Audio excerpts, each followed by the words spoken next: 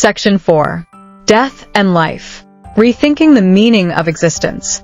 Living with virtue in a world of uncertainty.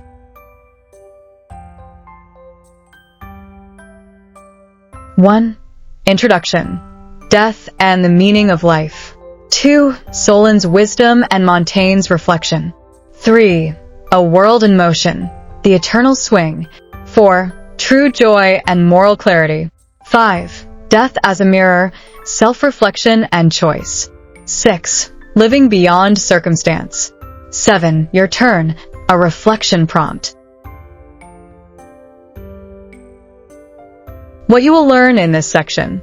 In this section, you will explore why confronting death allows us to live more intentionally, how to shift from emotional reactivity to moral clarity, why virtue offers a more reliable compass than pleasure or pain, what Montaigne, Solon, Socrates, and Frankl teach us about the good life, how to reinterpret your own story through the lens of character, not circumstance.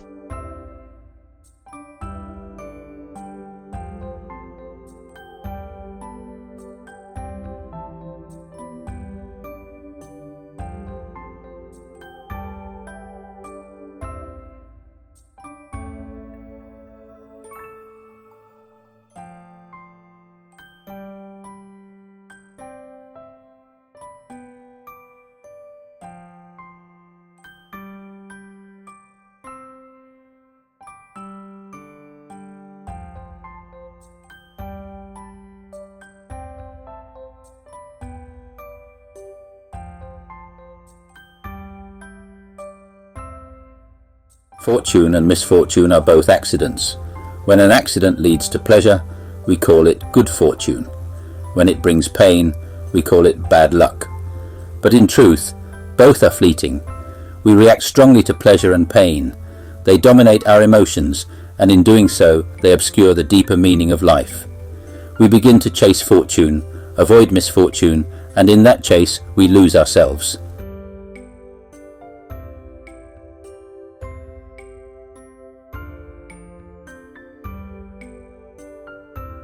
So pause, step back, look at your life not from within your immediate desires, but from a distance, as if you were reading your own story. Now reinterpret it, not through the lens of comfort or discomfort, but through the lens of virtue. This is what the sages teach us, to live not as a leaf in the wind, but as a soul with a compass, to seek not what pleases us, but what forms us. Let us begin this section with that question in mind. What does it mean to live well, even in the face of death?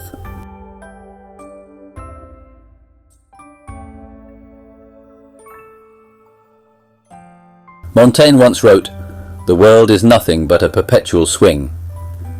I do not portray being, I portray passage." This was not just poetic sentiment, it was a metaphysical insight. The world is not stable. It is always in motion, morally, politically, spiritually, and so is the self. To live is not to fix one's identity in stone.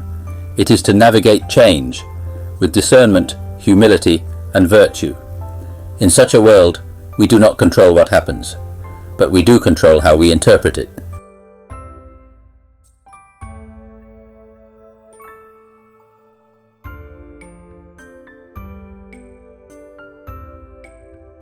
There are those who seem calm and powerful, even tyrants, even the deeply unjust. Montaigne observed this, as did Plato and Socrates.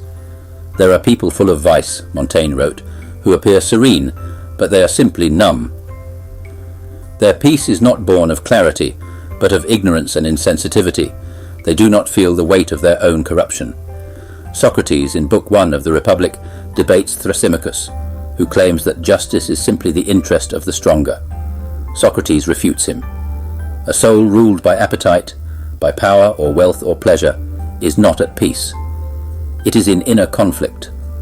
Only a soul in harmony, led by reason, guided by virtue, can be truly at rest.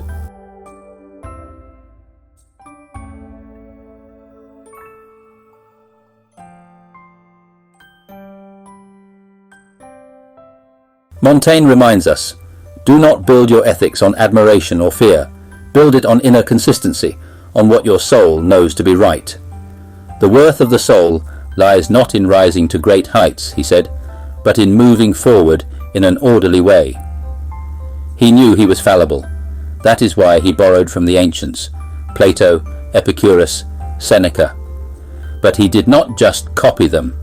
He digested their teachings, made them part of his own flesh and bone. He turned philosophy into lived judgment. This is what we must do. Borrow, yes, but integrate. Let virtue become the internal law by which we interpret our lives.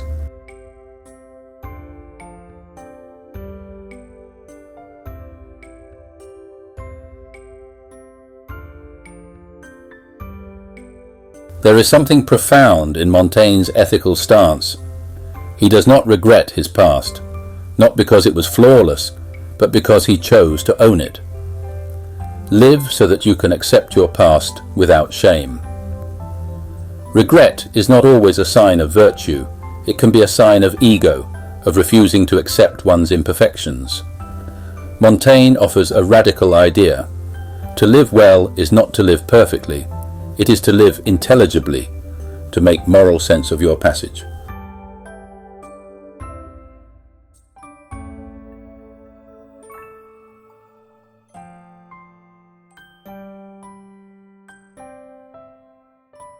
Call no man happy until he is dead.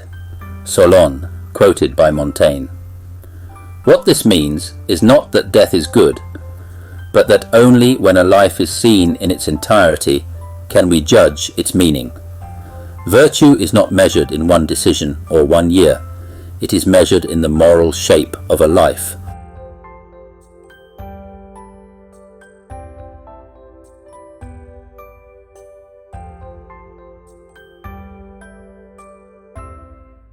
Montaigne did not believe that virtue meant denying joy. In fact, he believed the opposite. He believed that true joy, lasting, deep, peaceful joy, was the result of virtue. He wrote, "Those who have fortified their souls with wisdom find in it a joy that does not depend on fortune." This joy is different from pleasure. Pleasure comes and goes, but joy comes from coherence, from knowing who you are and living accordingly.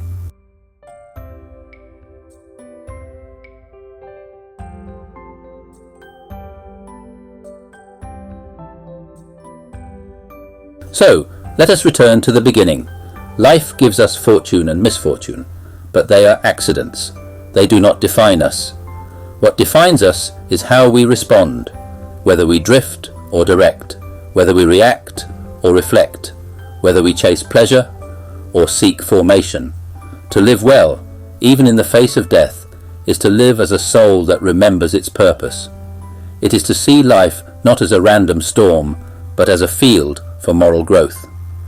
Let us walk forward not with certainty, but with clarity, not with pride, but with integrity. In a world of endless change, let virtue be your compass, and joy the fruit of your journey.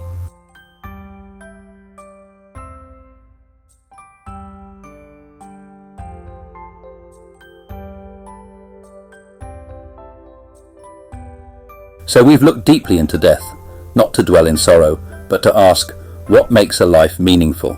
We've seen that joy is not found in escaping pain, but in choosing virtue, even in the face of suffering. Montaigne, Solon, Frankl, they remind us, it is not how long we live, but how well.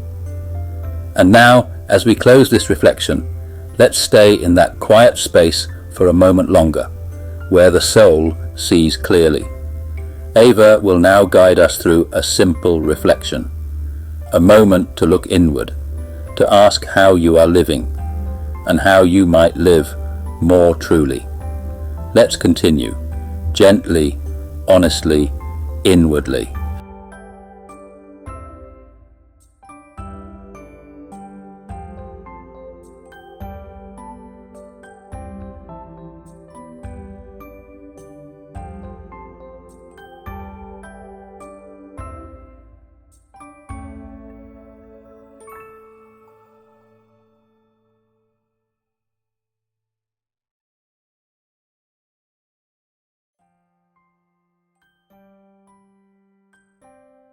Thank you, Soichi.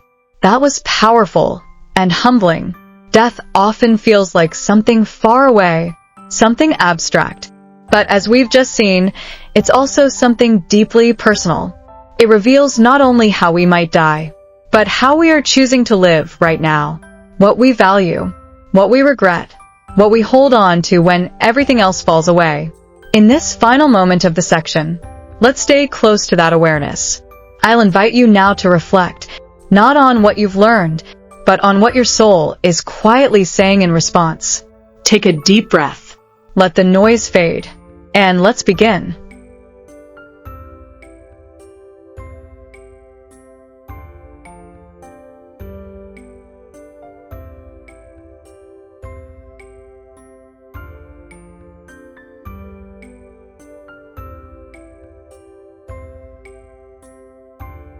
Rethinking death, rediscovering life. How the awareness of mortality can guide our moral compass.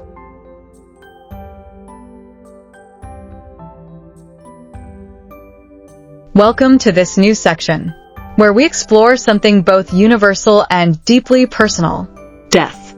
But don't worry, this is not about fear. It's about clarity. Death, when reflected on rightly, doesn't darken life. It sharpens it.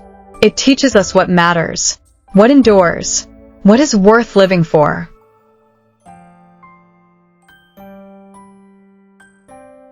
The greatest philosophers from Socrates to Montaigne saw death not as a final event, but as a mirror that shows us who we truly are and who we are becoming. When we see our time as limited, we begin to live more deliberately, with more virtue, more love, more purpose. So, let's begin this journey together, not toward death, but toward a more meaningful life.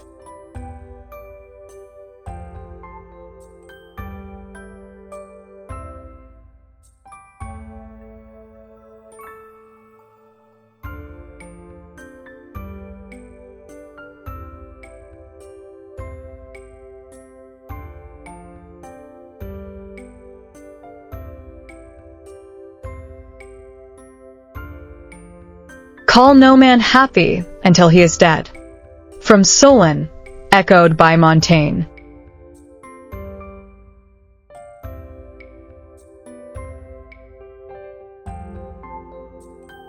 Let's begin with a powerful reminder, one that echoes across centuries. Call no man happy until he is dead. This quote from the ancient Athenian lawgiver Solon was taken up by Montaigne, the great French thinker of the Renaissance. At first, it may sound grim, but it's not a statement of despair. It's a call to wisdom. Solon believed that true happiness isn't measured in moments, not in fame, wealth, or pleasure. It is measured by the shape of a life, by how one lives and how one dies. Montaigne saw this too. A joyful life cannot be judged until it's complete, because life is full of turns, fortune, suffering, choices, regrets. Only at the end can we say, was it lived with dignity, with virtue, with love? This quote reminds us, the meaning of life is not in how we feel, but in how we live.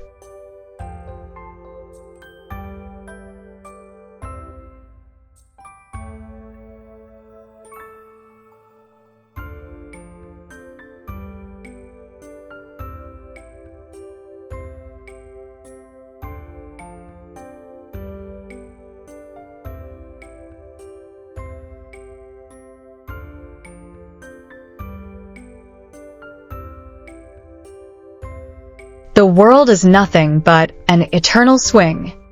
Montaigne.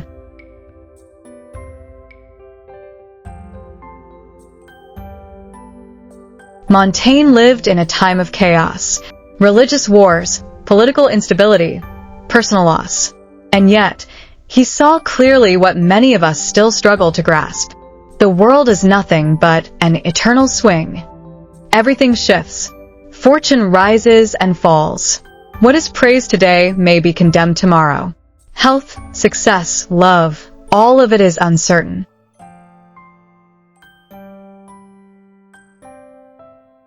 And so he asks, How do we live with peace in a world that refuses to stay still?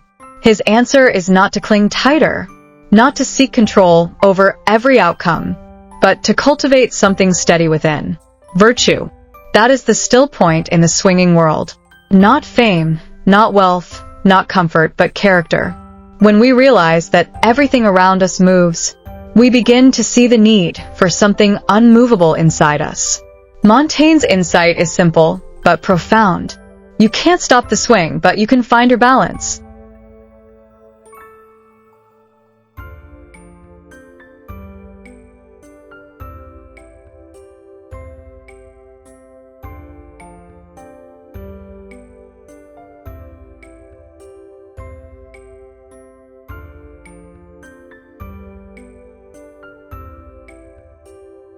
True joy is not found in pleasure, but in clarity.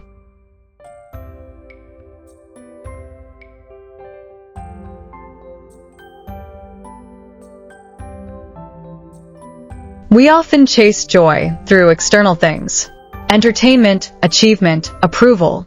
But Montaigne invites us to look elsewhere. He writes not about pleasure, but about a deeper kind of joy, one that emerges from moral clarity.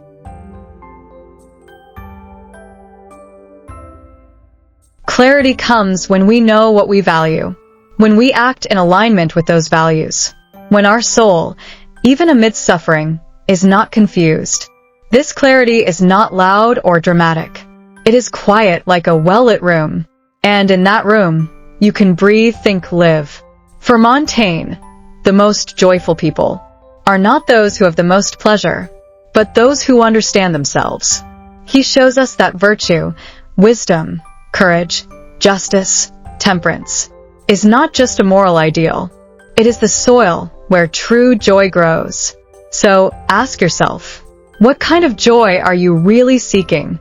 And what kind of clarity might lead you there?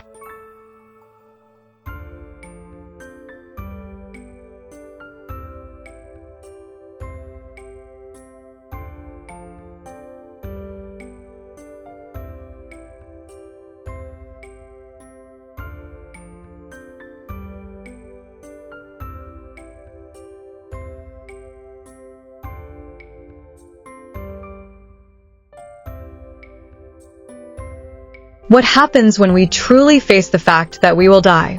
For Montaigne and many philosophers before and after him, death is not simply an end. It is a mirror that reflects not just our past, but our values, our choices, and above all, our soul.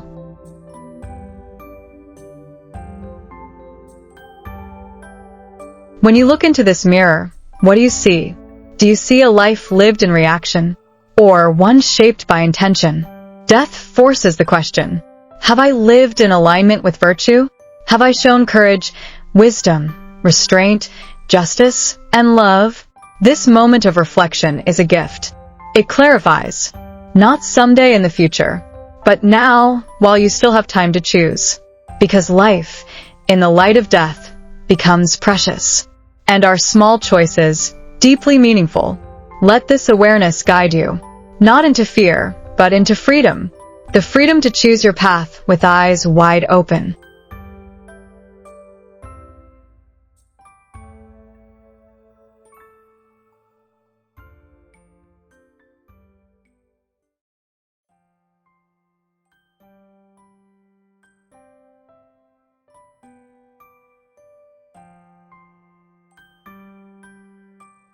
How virtue frees us from our conditions.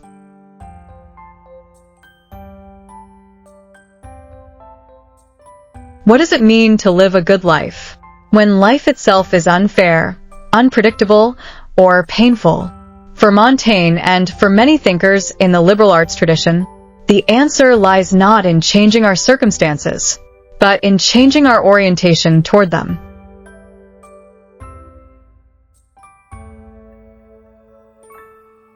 You can't always escape hardship, but you can shape your response. Virtue, like courage, wisdom, and temperance, is what allows the soul to rise above fate, to find meaning where there is loss, to maintain dignity in suffering, to choose love even in fear. This is not denial. It's not pretending everything is fine. It's something much more powerful. Choosing how your soul responds, no matter what the world brings. That's the freedom of moral clarity. It doesn't eliminate difficulty, but it makes you free, even within it.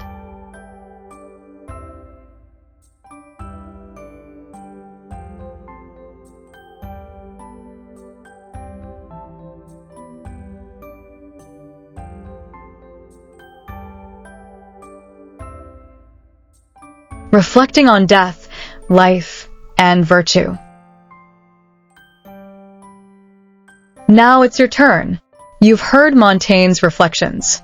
You've seen how death, far from being the end, can become a mirror, one that reflects what truly matters. So, I invite you to pause. Take a quiet moment and ask yourself. Reflection prompt. If my life ended today, what would I be proud of? And what would I wish I had done differently? Write freely. You're not being graded. You're simply taking a snapshot of your soul right now in this moment, because every step toward self-awareness is a step toward moral clarity. Let your answer be honest, even if it's uncomfortable. That's where growth begins. We'll continue together in the next section.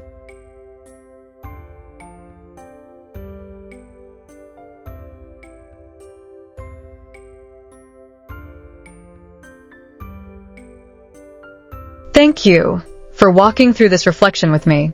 In a world full of distractions and noise, you chose to pause, to look at death not with fear, but with clarity.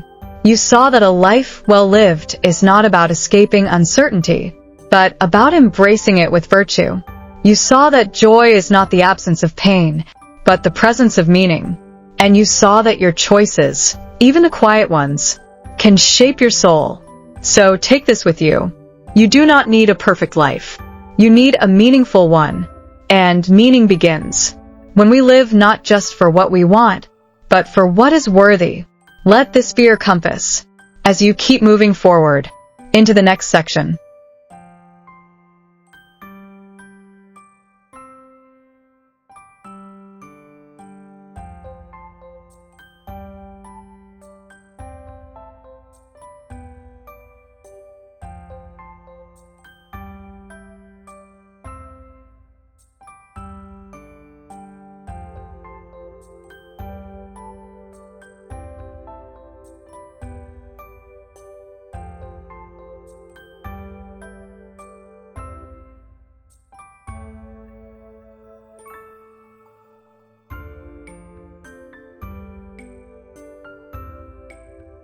Let me close with a final reflection, one that brings together all we have explored. Fortune and misfortune. They are accidents. When pleasure follows, we call it good luck. When pain follows, we call it bad luck. But in truth, both are fleeting. They stir the part of us that reacts, the emotional self, wired for pleasure and pain. We are tossed about by events, driven by fear and desire, constantly at the mercy of what happens to us.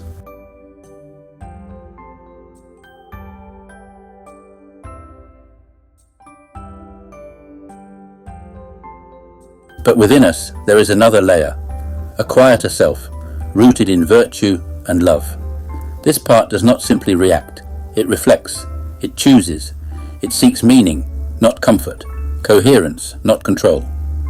And unless we engage this deeper self, consciously, we remain trapped in reactivity, forever ruled by external circumstances. That kind of life, Socrates warned, is not worth living.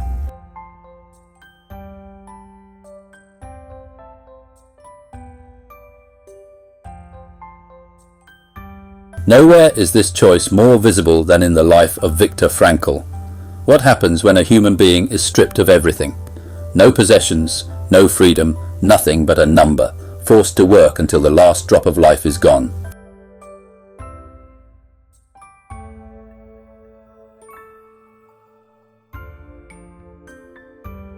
Frankl lived through this. He saw what happens when people have no comfort left, no hope, no fairness, no safety. And what he discovered confirmed exactly what we've discussed. Fortune and misfortune are accidents, they hit the reactive parts of the soul. But there is another part, a moral centre, a core of virtue and love. Those who had never developed this part collapsed. They became hollow, broken by fear and pain. But others, a few, held on to their dignity. They acted with compassion. They remembered who they were. And some, Frankl tells us, even reached the sublime.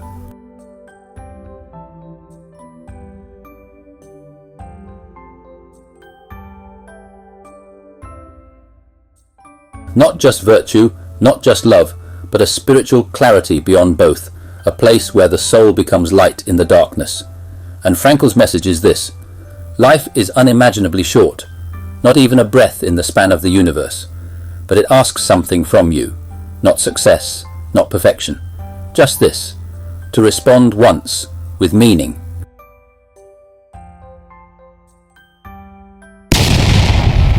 So I ask you now, what does life expect from you? Not in the abstract, but right now, in the life you're already living.